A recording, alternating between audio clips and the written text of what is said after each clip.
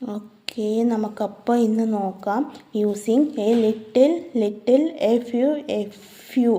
അപ്പോൾ നമ്മൾ ഇന്ന് നോക്കാൻ പോകുന്നത് എ ലിറ്റിലും ആണ്. അപ്പോൾ നമുക്ക് നോക്കാം. A little used with positive quantitative and non countable nouns. It means a small amount of some. അതായത് നമ്മൾ ഇത് വന്നിട്ട് ചെറിയ ഒരു ലിറ്റിൽ എന്ന് വെച്ചാൽ നമുക്കറിയാം കുറച്ച് സം എമൗണ്ട് മാത്രമേ വരത്തുള്ളൂ.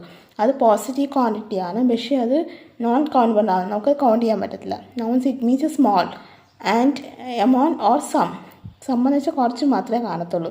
അപ്പോൾ അതിനെയാണ് നമ്മൾ എ ലിറ്റിൽ എന്ന് പറയുന്നത്. Example, there is A little milk in the refrigerator. ഇപ്പോൾ മിൽക്ക് എന്നൊക്കെ പറയുമ്പോഴത്തേക്കും അത് നമുക്ക് കൗണ്ട് ചെയ്യാൻ പറ്റും. എത്ര ലീറ്ററിലല്ലേ വരുന്നത്. ഇച്ചിരി ഉണ്ടെങ്കിൽ നമുക്ക് കൗണ്ട് ചെയ്യാൻ പറ്റത്തില്ല.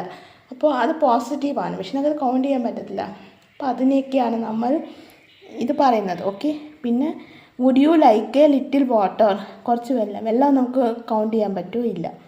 അപ്പോൾ അതാണ്. പിന്നെ ലിറ്റിൽ എക്സ്പ്രസ് എ ലിറ്റിൽ വെച്ചിട്ട് ഇങ്ങനെയാണ് വരുന്നത്. ഇനി അടുത്തത് little express a denominative size or negative quantity. Little means almost nothing or not much. അതായത് എക്സ്പ്രസ് എ ഡിനോമിനേറ്റീവ് സൈസ് വേറെ സൈസിൽ വരുന്നതും പിന്നെ നെഗറ്റീവ് ക്വാണ്ടിറ്റിയാണ് വരുന്നത് അതിൽ. ഓക്കെ, ലിറ്റിൽ മീൻസ് വരുന്നത് ആൾമോസ്റ്റ് നത്തിങ്, ഒന്നുമല്ല അല്ലെങ്കിൽ ഒരുപാടുമല്ല. ഓക്കെ, അപ്പോൾ അതിൻ്റെ എക്സാമ്പിൾ നോക്കാം. I am sorry I speak little French. അതായത് നമ്മളിങ്ങനെ പറയത്തില്ല, I am sorry I speak little French.